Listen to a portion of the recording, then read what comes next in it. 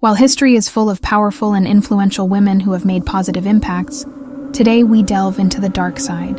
In this video, we'll explore the stories of 10 women whose actions have left a trail of fear, cruelty, and death. From medieval Europe to modern times, these women have shocked the world with their heinous crimes. Join us as we uncover the twisted tales of some of the most evil women in history.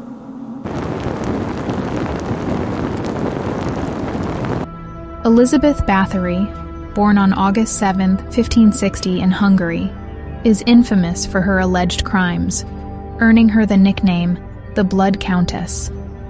As a member of a powerful noble family, she held significant influence and wealth. Bathory is accused of torturing and killing hundreds of young girls between 1585 and 1609. According to legend, she believed that bathing in their blood would preserve her youth. Her acts of cruelty, including beating, burning, and mutilation, were reportedly carried out in her residence, Segde Castle. In 1610, an investigation led by King Matthias II exposed her crimes. While her accomplices were executed, Bathory was confined to a small room in her castle until her death on August 21, 1614.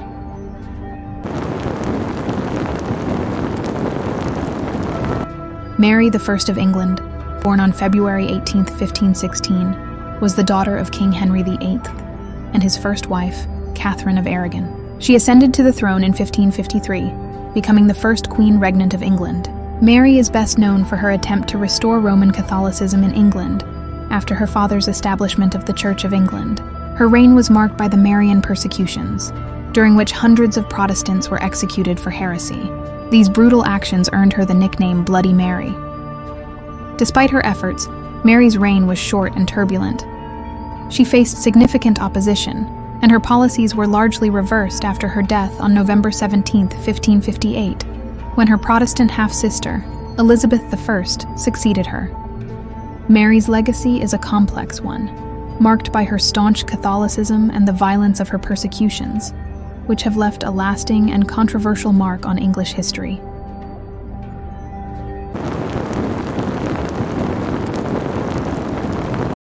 Delphine LaLaurie, born on March 19, 1787 in New Orleans, was a wealthy socialite known for her refined manners and high social standing. However, her legacy is tainted by the horrifying discovery of her cruelty.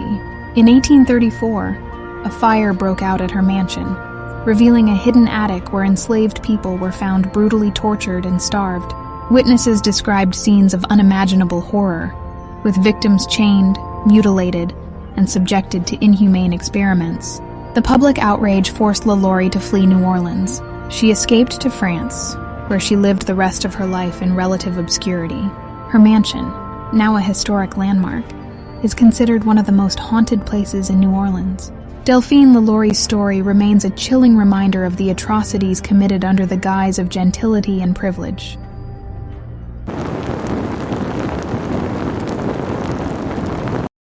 Belle Gunness, born on November 11, 1859 in Norway, immigrated to the United States and became one of history's most notorious female serial killers.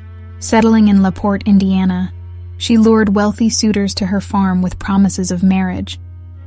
Once the men arrived, Gunness would murder them, often by poisoning or bludgeoning, and then dispose of their bodies, sometimes burying them on her property.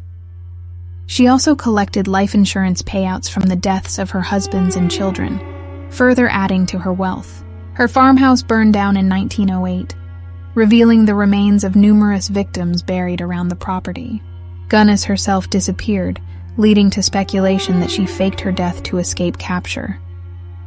Belle Gunness's ruthless and cunning nature has earned her the title the Black Widow of LaPorte, leaving behind a legacy of greed and murder.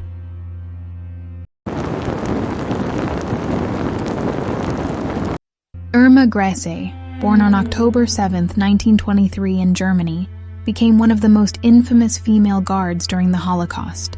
As a member of the SS, she served at concentration camps, including Ravensbrück, Auschwitz, and Bergen-Belsen. Known for her extreme cruelty, Grese participated in the torture, abuse, and murder of countless prisoners. Her sadistic behavior earned her the nicknames the Hyena of Auschwitz, and The Beautiful Beast. After the war, Gracie was arrested and tried at the Belsen trials. Found guilty of war crimes, she was sentenced to death. On December 13, 1945, at the age of 22, Irma Grese was executed by hanging. Irma Grese's legacy is one of brutality and inhumanity, making her one of the most notorious figures of the Holocaust.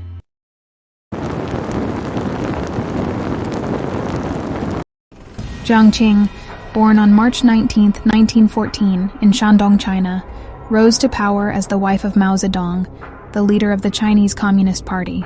Originally an actress, she became a significant political figure during the Cultural Revolution. As a key member of the Gang of Four, Jiang Qing played a crucial role in orchestrating the Cultural Revolution's harsh policies.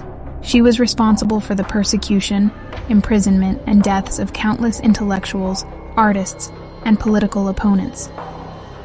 Her influence over the arts and propaganda made her a formidable force in Chinese politics. After Mao's death in 1976, Jiang Qing was arrested and tried for her crimes. In 1981, she was sentenced to death, which was later commuted to life imprisonment. She died by self-infliction in 1991. Jiang Qing's legacy is one of authoritarianism and cruelty, marking her as one of the most infamous figures in modern Chinese history.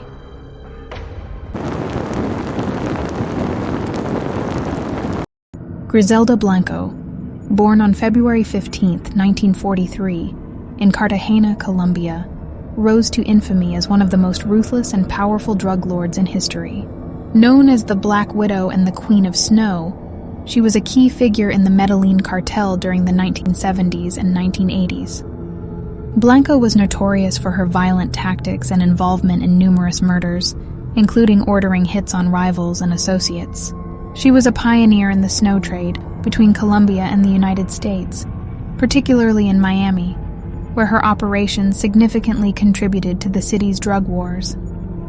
In 1985, Blanco was arrested and later convicted of drug trafficking, serving nearly 20 years in prison in the United States. After her release and deportation to Colombia in 2004, she lived relatively quietly until she was killed in a drive-by shooting in Medellin on September 3, 2012. Griselda Blanco's legacy is marked by her brutal rise to power, her role in the violent snow trade, and her enduring influence on the world of organized crime.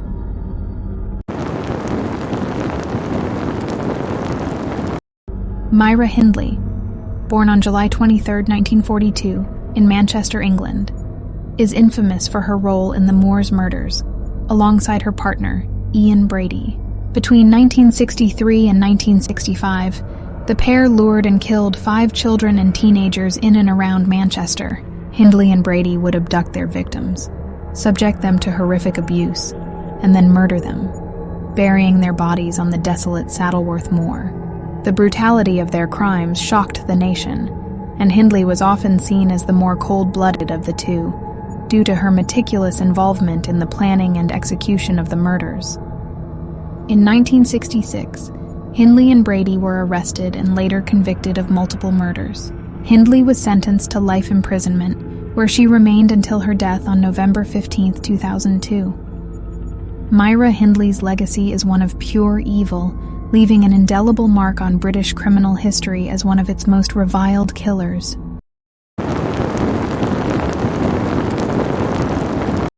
Aileen Wuornos, born on February 29, 1956, in Rochester, Michigan, became one of America's most notorious female serial killers.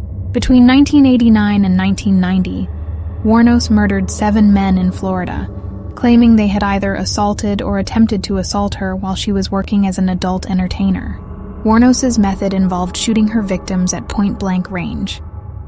She argued that each killing was an act of self-defense, but the nature and circumstances of the crimes led to her being labeled a cold-blooded murderer. Her troubled upbringing, marked by mistreatment and abandonment, was often cited in discussions of her psychological state and motivations. In 1991, Wuornos was arrested and later convicted of 6 counts of first-degree murder.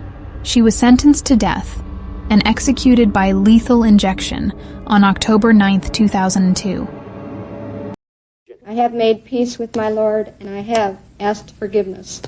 I am sorry that my acts of self-defense ended up in court like this, but I take full responsibility for my actions. It was them or me. I am sorry for all the pain that my actions have caused. I am prepared to die if you say it is necessary. Aileen Wuornos' story has been the subject of numerous books, documentaries, and films. Most notably, the 2003 film Monster, which explores her complex and tragic life. Her case continues to spark debate over issues of mental health, the death penalty, and the treatment of women in the criminal justice system. Not everybody is killing 7 people. So there must have been something in you that was getting you to do that. Oh, you are lost, Nick! So I was a hitchhiking hooker. Right. Running into trouble. I shoot the guy if I ran into trouble. Physical trouble. The cops knew it. When the physical trouble came along, let her clean the streets, and then we'll pull her in. But That's how come why. there was so much physical trouble in because it was all in 1 year? 7 people in 1 year. Oh well.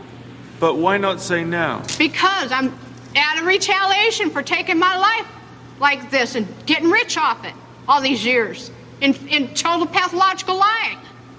Yeah, thanks a lot. I lost my fucking life because of it. Couldn't even get a fair trial. Couldn't even get a fair investigation or nothing. Couldn't even have my appeals right. You sabotaged my ass, society, and the cops, and the system. A raped woman got executed. It was used for books and movies and shit. Ladder climbs, the election, everything else. I got a big finger in all your faces. Thanks a lot. You're an inhumane bunch of fucking living bastards and bitches, and you're gonna get your asses nuked in the end. And pretty soon it's coming. 2019, Iraq's supposed to hit you anyhow. You're all gonna get nuked. You don't take fucking human life like this and just sabotage and rip it apart like Jesus on the cross and say thanks a lot for all the fucking money I made off of you. And not care about a human being and the truth being told. Now I know what Jesus was going through.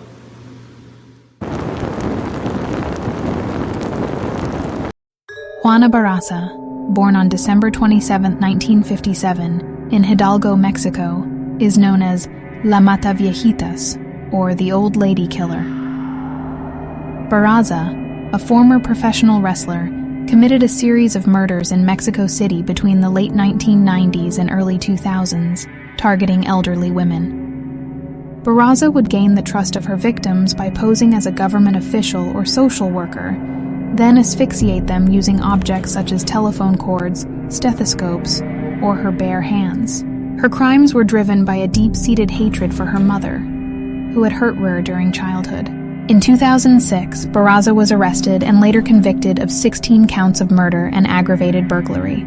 She was sentenced to 759 years in prison. Her case shocked Mexico and brought attention to the vulnerability of elderly women in society.